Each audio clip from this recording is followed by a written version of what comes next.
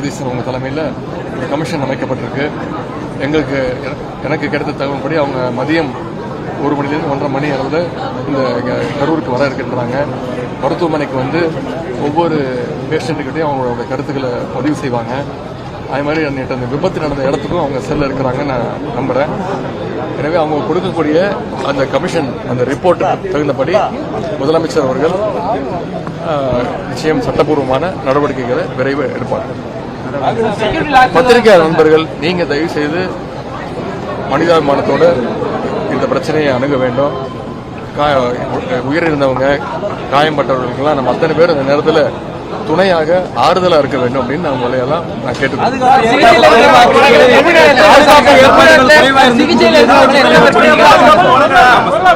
பாதுகாப்பு ஏற்பாடுகள் குறைவு காரணமாக தான் அந்த நடந்திருக்குன்னு சொல்லி எதிர்க்கட்சித் தலைவர் சொல்லியிருக்காரு. அது எதிர்க்கட்சித் தலைவர் அவர் வைக்கக்கூடிய விமர்சனம்.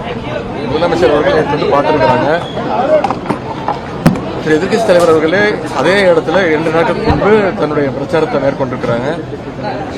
டிஜிபி அவர்கள் நேற்று தெளிவாக எவ்வளவு கூட்டம் வந்தது, எவ்வளவு கூட்டம் வரும்னு சொல்லப்பட்டது, எவ்வளவு பாதுகாப்பு கொடுக்கப்பட்டிருக்கு, எவ்வளவு அதிகமான பாதுகாப்பு கொடுக்கப்பட்டிருக்கு, எவ்வளவு தாமதமாக ஒவ்வொரு கூட்டமும் நடத்தப்பட்டிருக்கு அப்படிங்கிற தெளிவாக விளக்க சொல்லியிருக்காங்க. இந்த இடத்துல நான் அரசியல் பேச விரும்பல, யாரையும் அவர் சொன்ன தப்பு இவர் பண்ண தப்புன்னு சொல்ல விரும்பல. இதற்காக அந்த கமிஷன் அமைக்கப்பட்டிருக்கு. ஓய்வு பெற்ற நீதியரசர் அவங்க வராங்க. அவங்க வந்து தீர விசாரிச்சு விட்டு அவங்க கமிஷன் ரிப்போர்ட் கொடுப்பாங்க. அதன்படி அப்போ மக்களுக்கு உண்மை தெரியும். அதன்படி சட்டப்படியான நடவடிக்கை முதலமைச்சர்